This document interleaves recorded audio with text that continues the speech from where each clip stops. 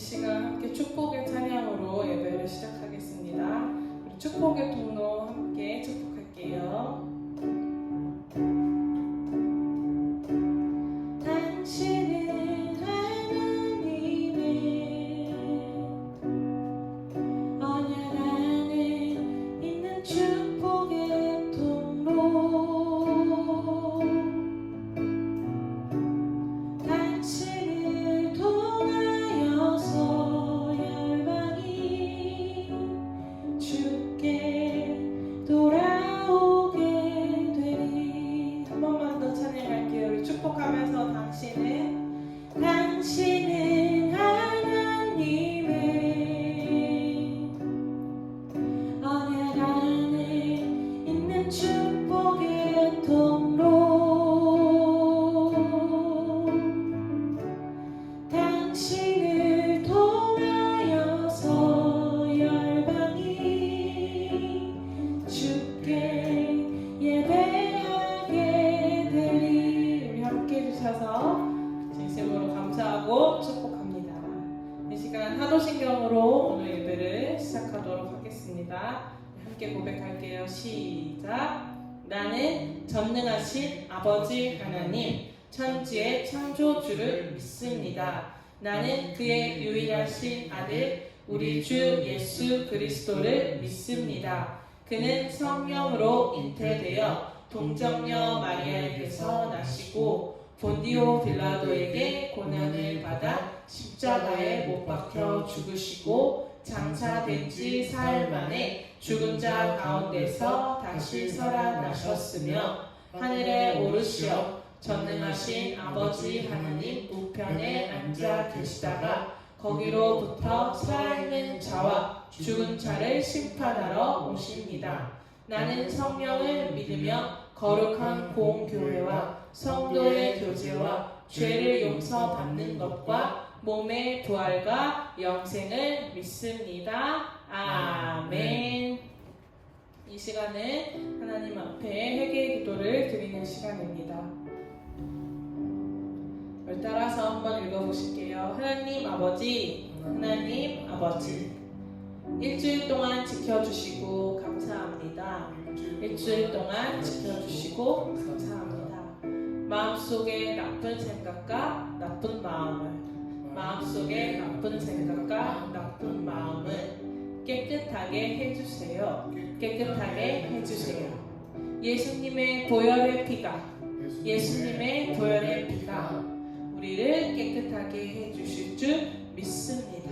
우리를 깨끗하게 해주실 줄 믿습니다. 오늘 예배에 집중하고 하나님을 만나게 해주세요.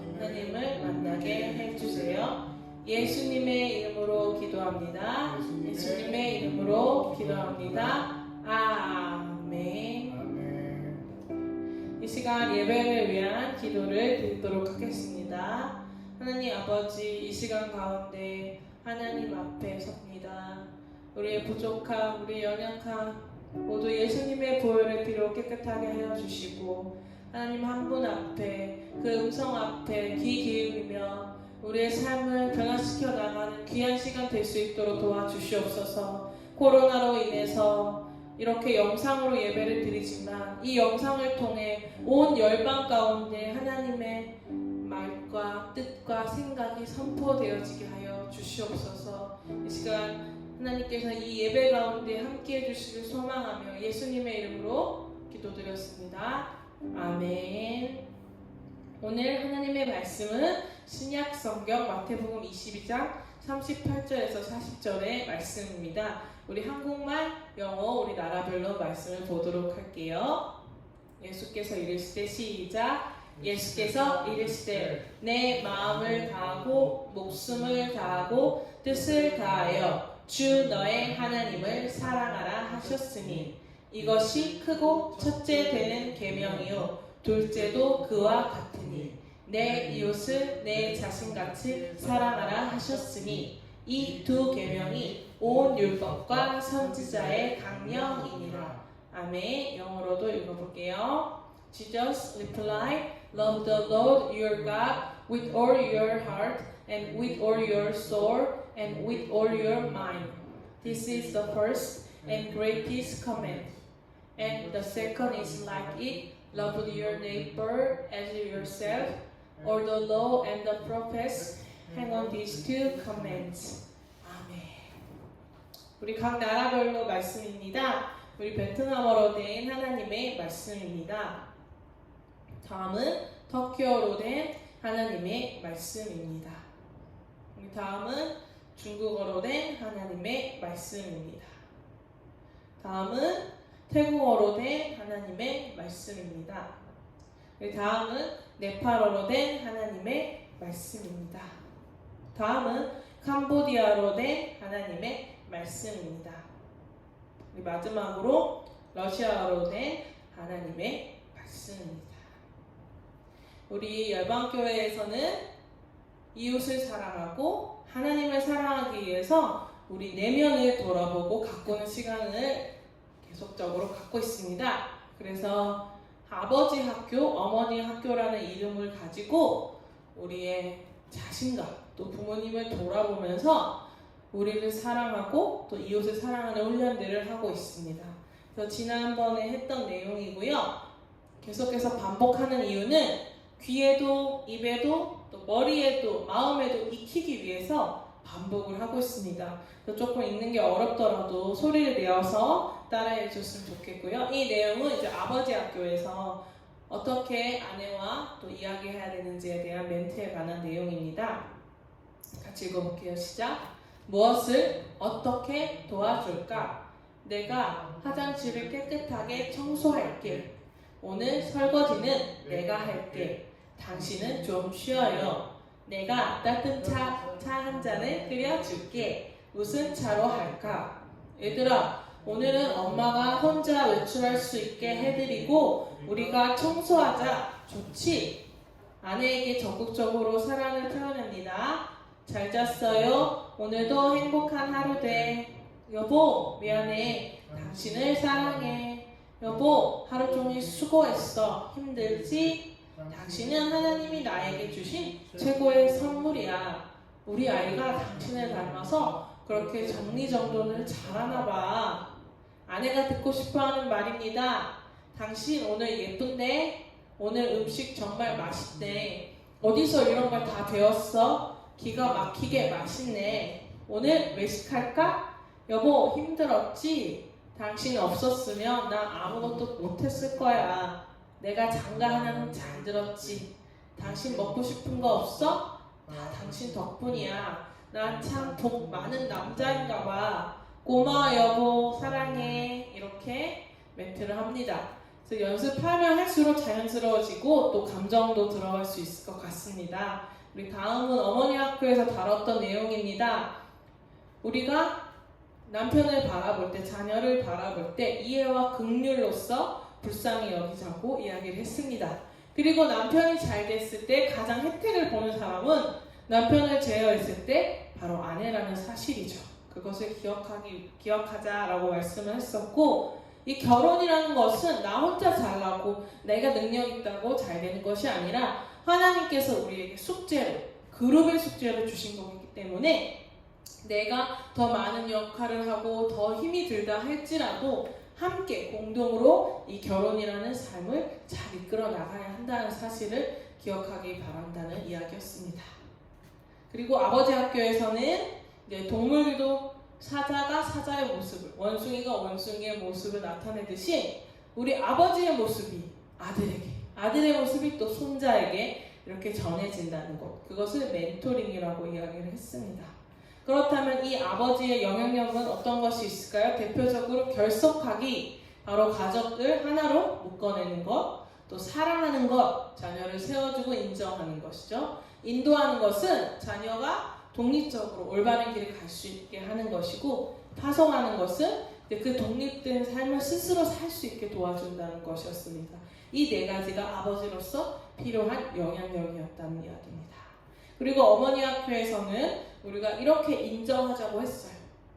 완벽한 부모도 완벽한 자식도 없기 때문에 자녀에게 그 완벽한 기준을 가져서도 안 되고 내 스스로에게도 완벽하다고 착각하면 안 된다는 그 사실에 대해서 우리가 인정하고 받아들이자는 거죠.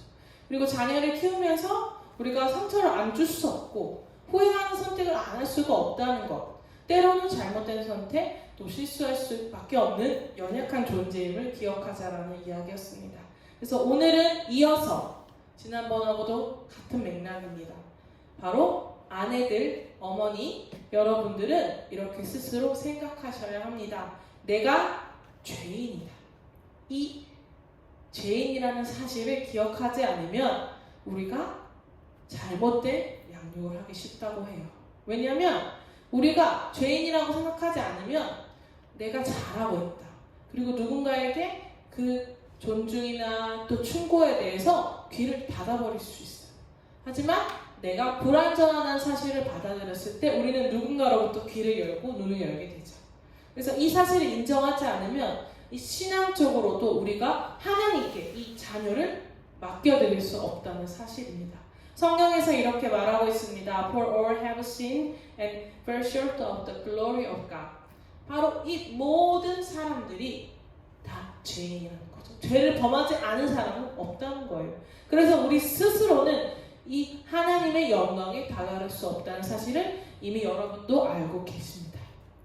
이게 신앙에서만이 아니라 자녀를 양육함에 있어도 우리가 죄인이기 때문에 하나님의 영광을 가질 수 있고 자녀에게 상처를 주는 선택들을 할 수 있다는 사실을 우리가 받아들여야 돼요.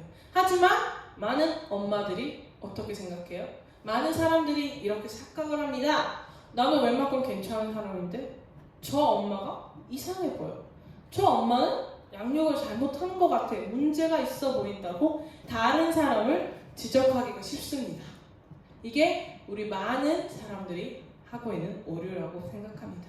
저 또한 마찬가지고요. 누가복음 6장 41절 42절 말씀에 이렇게 쓰여 있습니다. 어찌하여 형제 눈 속에 있는 티, 작은 티는 보고서 내 눈 속에 있는 들보는 깨닫지 못하느냐 라면서 이 말씀이 있는 것처럼 우리는 때로 내가 자녀의 양육은 잘하고 있는 것처럼 하지만 저 사람은 부족하다든지 이러한 잣대를 가질 수 있다는 거죠. 그래서 내 눈 속에 무언가 있다. 나도 잘못이 있을 거라고 자신의 죄를 인정하고 받아들이는 사람은 이 오류에 빠지지 않을 수 있다는 말씀입니다. 그렇고 우리는 엄마 된, 또 어머니 된, 부모 된 모습으로서 때로 이러한 오류들을 범합니다.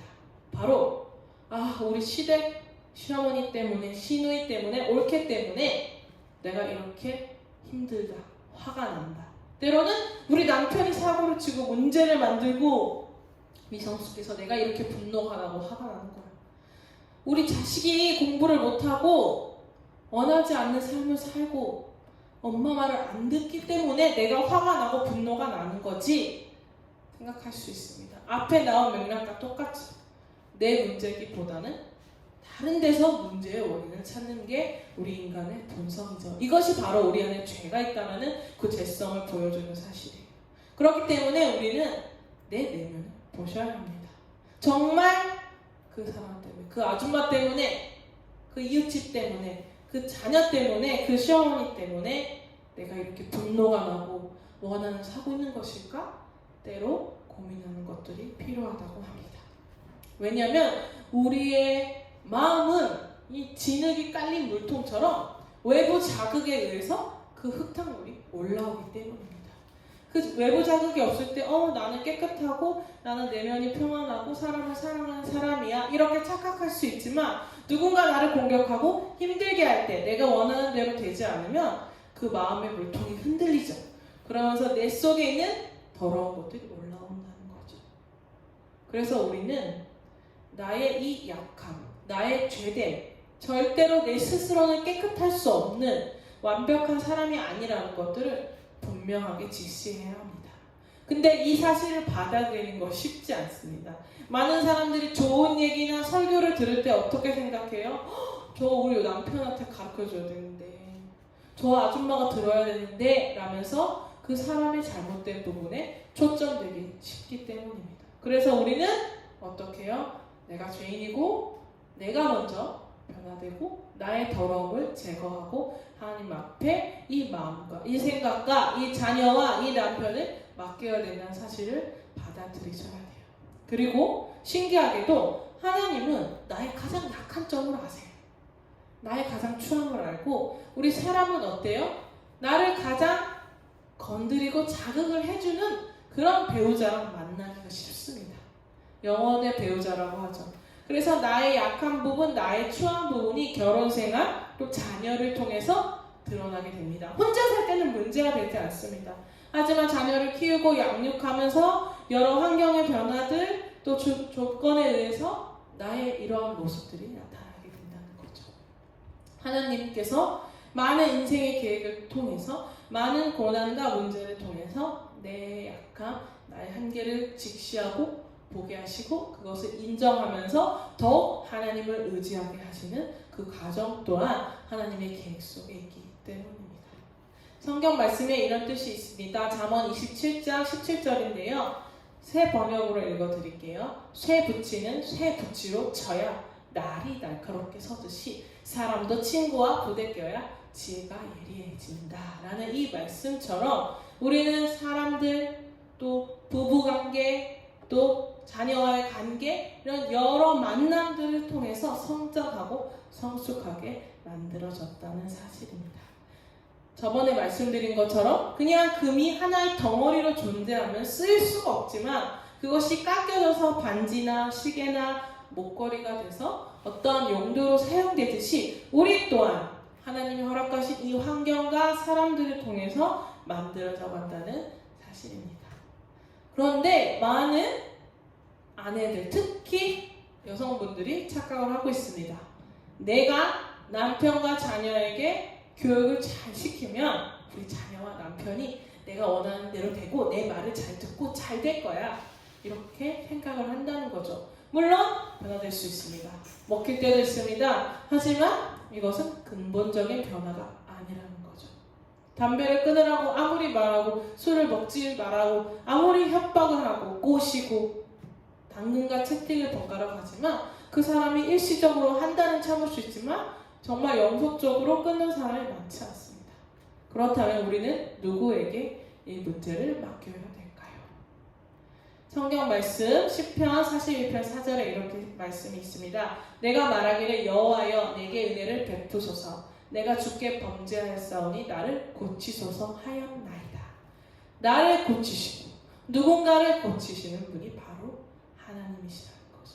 그 스스로 나의 범죄함을 고백하고 하나님께 의뢰할 때 그 사람은 변화될 것이라는 것입니다. 그래서 우리 아내분들, 어머니들 특히 자녀와 남편을 놓고 내가 고치려고 하지 마시고 하나님께 기도하면서 물론 행동과 말도 해야 되겠지만 내가 의지로 꺾으려고 하는 것과 기도하면서 지혜를 구하면서 하는 것은 분명한 차이가 있다고 생각합니다. 또한 자녀들을 키우면서 더 중요한 점은 바로 위선과 가식을 버리는 것입니다. 특별히 종교생활, 이런 기독교인으로서 크리스찬으로서 신앙이 더 좋으신 분들의 자녀들이 겪는 어려움입니다. 자녀가 갖고 있는 의문점이나 생각이나 감정을 비난하게 되고 수용하지 않게 됩니다. 그렇게 되면 자녀는 엄마 아빠와의 거리를 두게 되고 포장하기 시작합니다. 그리고 가식적인 모습으로 신앙생활을 할 수 있게 되는 거죠. 예를 들어 하나님에 대해서 의심을 하고 질문이 있지만 엄마 아빠가 그냥 믿어! 이렇게 한다든지 나 교회 가기 싫어요. 이상해요. 이렇게 했을 때 그걸 대화로서 자녀를 수용해주지 않는다면 자녀는 우리 엄마가 장로니까 우리 아빠가 장로니까 교회 나가야 되니까 혼나니까 자신은 믿음이 없지만 그 가식 속에 신앙생활을 할 수도 있다는 거죠. 그래서 하나님과 그 자녀가 만나는 것에 있어서 우리가 해놓은 행동 때문에 멀어질 수도 있다는 사실입니다. 또한 누구나 믿음의 사춘기 또 청소년기가 오기 때문에 방황과 의심의 시기가 온다는 사실이죠. 내 자녀가 지금 그런 일이 없었다면 앞으로도 충분히 일어날 수 있다는 사실입니다. 너무 신앙생활을 잘해서 믿었는데 나중에서 방황하는 친구도 있고 다 이 믿음의 모습과 가정이 다르기 때문에 우리 어머니들, 특별히 엄마로서 이 자녀의 신앙을 품어주고 이끌어주고 기다려주는 것이 중요하고, 또 부모된 모습으로서 위선과 가식된 모습, 특별히 이러한 간증을 들었습니다. 부모님이 교회에서는 거룩하고 그 사람하고 잘 지내지만 집에 와서 그 사람을 욕하는 모습 등을 보였을 때 자녀들은 괴리감을 많이 느낀다고 합니다. 앞에서는 저렇게 잘하고 뒤에서 저렇게 욕하는 곳인가? 이런 의구심이 들게 하는 행동을 부모로서 주의해야 한다는 그런 이야기들을 들었습니다. 그래서 우리 부모로서 위선과 가식을 보이지 말고 또 자녀에게 그것이 물려지지 않도록 조심하고 자기 자신을 돌보는 것이 필요할 것이라고 생각합니다. 조금 더 보면은 부모의 불안이 때로는 자녀를 힘들게 합니다. 우리 부모님들은 자기가 어렸을 때 사고도 치고 마음대로 하고 어떤 청소년기 때 경험을 했지만 우리 자녀에 대한 신뢰가 약합니다. 왠지 우리 자녀는 이렇게 될 것 같고 위험할 것 같고 잘못될 것 같고, 그래서 자녀에게 하지 못하도록 통제를 많이 하는 부모님도 계십니다. 그렇지만 자녀에게 기회를 제공하는 것, 물론 가능한 안전한 기회여야 되지만 자녀가 도전하고 해볼 수 있도록 기회를 주는 것은 분명 중요합니다. 그렇기 때문에 나의 과도한 걱정과 불안이 자녀를 억누르고 자녀를 힘들게 하지 않도록 스스로 자신의 불안을 돌보고 점검하는 것 또한 중요한 부분이 됩니다. 오늘은 2가지 정도만 더 말씀을 나눌 건데요. 바로 부모가 잘못하는 것, 앞에서 말씀드린 것처럼 자녀를 통제할 때 사용하는 방법이 있습니다. 첫 번째로는 두려움을 심습니다. 근데 누군가에게 두려움을 주면 그 두려움은 내재된 상처로 남습니다. 예를 들어 이렇게 합니다. 너 한 번만 더 하면 혼난다. 이렇게 하면 너 이렇게 되는 거야. 라면서 협박 비슷하게 자녀에게 두려움을 심어주는 행동들을 많이 하게 됩니다. 근데 이것은 가장 안 좋은 양육 방법이라고 전문가들이 이야기합니다. 왜냐하면 인간이 태어났을 때, 갓난아기 있었을 때 두려움을 느끼지 않는다고 합니다. 하지만 부모가 두려움을 심겨주기 때문에 그 두려움을 먹고 배우고 자라나게 된다고 합니다. 그리고 이러한 협박과 두려움은 자기 동생이나 자기보다 약한 애들한테 똑같이 윽박지르고 협박하는 모습으로 나타날 수 있다고 합니다. 그렇기 때문에 이러한 통제 방법은 적절하지 않다고 합니다. 한 개만 더 볼 거예요. 왜냐하면 하나님은 우리를 위협하고 협박하지 않으신다는 거죠. 하나님은 사랑이시고 이 사랑 안에 거하라고 말하시면서 또 담대하라고 말씀하세요. 하나님은 왜 너 안 돼, 못해 이렇게 말씀하시는 분이 아니라는 거죠. 사랑 안에서 온전하고 이 온전한 사랑이 두려움을 내쫓는다고 말씀하고 계십니다. 그렇기 때문에 우리가 자녀를 양육할 때 사랑 안에서 온전하게 양육할 수 있도록 힘쓰셔야 합니다. 보상입니다. 선물로서 유도하죠. 이거 하면 이거 해줄게. 저도 많이 하는데 또 임기응변적으로 어떤 상황을 회피하기 위해서 사용하게 됩니다. 이게 어릴 때나 또 보상을 원할 때는 효과가 있지만 애가 원하지 않는 순간도 옵니다. 나 이거 필요 없어. 안 해도 돼. 이렇게 했을 때 이 보상에 대한 한계라든지 그럼 매번 뭘 사주고 무언가를 하게 할 수 없잖아요. 그렇기 때문에 부작용도 있다는 사실을 여러분들이 기억하면서 우리가 지금 무의식적으로 배우고 사용하는 자녀와의 이 통제 방법이 누구로부터 나온 것인지, 그리고 이것이 적절하게 내가 잘 하고 있는지 스스로를 점검해 보는 것이 매우 중요한 것 같습니다. 그렇다면 어떻게 해야 될까요? 바로 우리는 회개를 마음껏 사용하셔야 합니다. 물론 좋지 않은 행동을 안 해야 되겠지만 여기서 말하는 회개라는 것은 자기 자신을 하나님의 거울 앞에 비춰보는 거죠. 내가 정말 자녀를 사랑하고 남편을 사랑하고 섬기는 마음에서 이렇게 하고 있는지, 내가 마음대로 하고 싶다는 그 통제감과 불안 때문에 하고 있는 것은 아닌지, 자신을 하나님 앞에 비추고 하나님께 내 자녀와 남편을 의탁하는 기도를 드리셔야 한다는 것입니다. 그래서 자녀를 가지신 분들은 더 큰 진짜 믿음을 만드셔야 한다고 합니다. 그 믿음이 중요하다고 이야기하십니다. 혼자 사는 사람보다 자녀가 있는 분들은 믿음이 커질 수밖에 없어요. 다양한 환경과 상황을 통해서 하나님을 더욱 신뢰하게 되기 때문입니다. 그래서 자녀에게 한 가지 남겨드려야 할 바는 바로 엄마가 먼저 하나님을 사랑하고 교회에 가서 신앙생활 행위가 중요한 것이 아니라 나는 하나님이 너무 좋단다 라는 것을 자녀로부터 느낄 수 있게 하는 것이 그 자녀가 또 하나님을 사랑하는 것을 배우게 된다는 그 동기가 된다는 것입니다. 단순히 교회에 모태신앙이어야 되고 성경을 암송해야 되고 말씀을 알아야 되고 이것도 좋지만 더 중요한 포인트죠. 하나님을 사랑하고 있는 부모로서 살아가고 있는지, 이것이 더 중요해질 것 같습니다. 자, 생각해 보세요. 자신을 변화시키기 노력하는 아내, 자신을 변화시키기 노력하는 엄마 밑에서 자라는 남편과 아내는 당연히 행복할 수밖에 없습니다. 우리 이렇게 손가락도 삿대질 한다고 하는데, 내가 누군가를 저격하고 겨냥하고 비판할 때 내가 더 많은 비판을 받는다고 하죠. 이 비판보다 스스로 엄마로서 노력하고 자기 자신을 점검하고 사랑하기 위해서 기도한다면 그 가정은 반드시 행복해질 수밖에 없다는 사실입니다. 말씀에 이렇게 적혀 있죠. 황금률입니다. 그러므로 무엇이든지 남에게 대접을 받고자 하는 대로 너희도 남을 대접하라. 이것이 율법이요 선지자니라.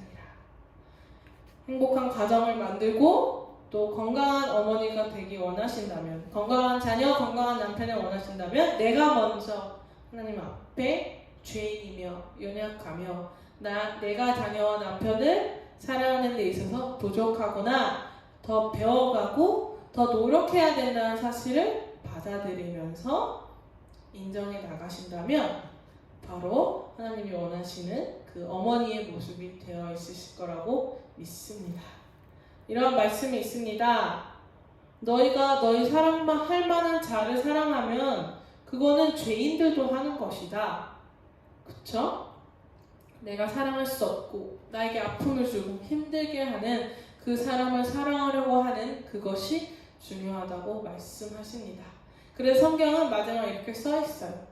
너희 아버지의 자비로우심 같이 너희도 자비로운 자가 되라.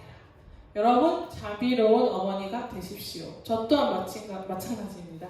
자비로운 아내, 자비로운 엄마가 되도록 하나님 앞에 노력하도록 하겠습니다.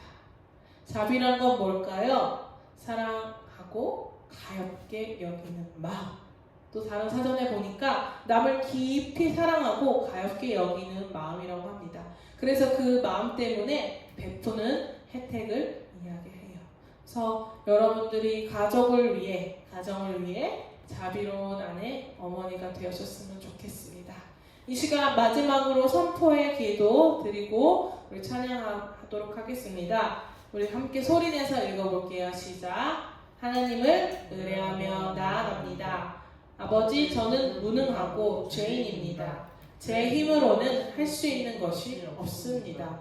저랑 맞지 않는 아이와 남편을 통해 저는 변화되고 깨닫습니다.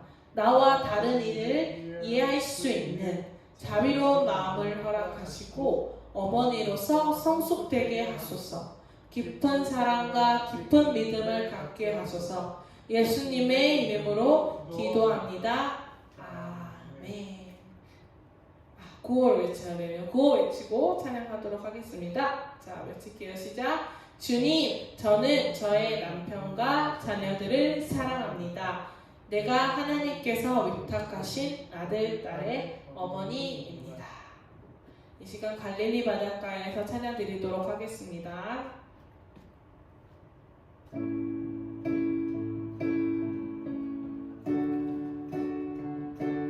갈릴리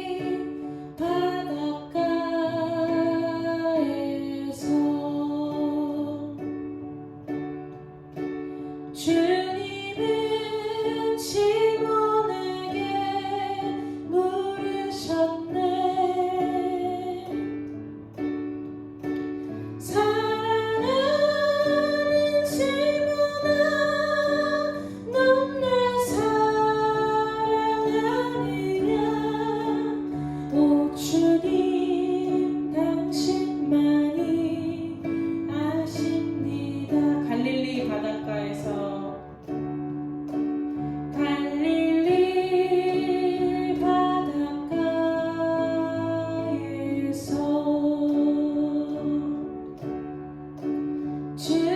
주님은 아내에게 물으셨네. 사랑하는 아내야, 넌 남편 순종하느냐. 오 주님, 당신만이 아십니다. 갈릴리 바닷가에서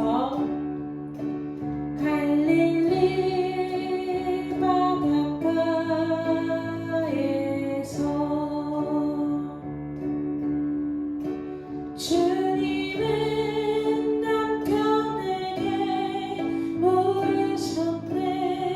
사랑하는 남편아, 사랑하는 남편아, 너는 날 사랑하느냐. 오 주님, 당신만이 아십니다. 아멘. 이 시간 구호 외치고 말씀 마치도록 하겠습니다. 우리 오른손 준비하시고요. 시작. 열방을 복음으로 섬기라. 주기도문 하심으로 오늘 예배를 마치도록 하겠습니다. 시작. 하늘에 계신 우리 아버지, 아버지의 이름을 거룩하게 하시며 아버지의 나라가 오게 하시며 아버지의 뜻이 하늘에서와 같이 땅에서도 이루어지게 하소서. 오늘 우리에게 일용할 양식을 주시고 우리가 우리에게 잘못한 사람을 용서하여 준 것 같이 우리 죄를 용서하여 주시고 우리를 시험에 빠지지 않게 하시고 악에서 구하소서. 나라와 권능과 영광이 영원히 아버지의 것입니다. 아멘. 오늘 예배 함께 해주시고 영상을 시청해 주셔서 감사드립니다. 영상으로 당분간 더 만나도록 하겠습니다. 우리 4단계가 내려가게 되면 다시 라이브 예배라든지 또 어떻게 예배할 수 있는지 고민을 해보도록 하겠습니다. 모두 코로나 조심하시고 건강히 지내세요. 감사합니다.